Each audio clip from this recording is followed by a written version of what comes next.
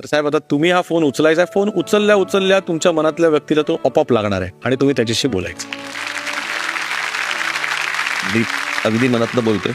मला काही या गोष्टी पुट ऑन नाही आहेत आणि मला ते कृत्रिमरित्या मला ती गोष्ट करता येत नाही. पण तुम्ही हे मला ह्या गोष्टीची संधी दिली आहे म्हणून मी ती गोष्ट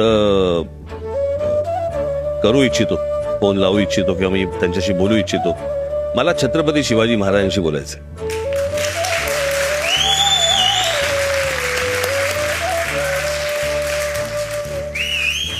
आणि माझी इच्छा आहे की त्यांनी पुन्हा महाराष्ट्रात अवतरावं, देशात अवतरावं, खास करून महाराष्ट्रात अवतरावं आणि महाराष्ट्रातल्या प्रत्येक मराठी माणसाला सांगावं की तुम्ही कशासाठी झगडलात, तुमच्या आयुष्यातली इतकी वर्ष तुम्ही कशासाठी घालवलीत, काय समजवण्यात घालवलीत, काय करण्यात घालवलीत.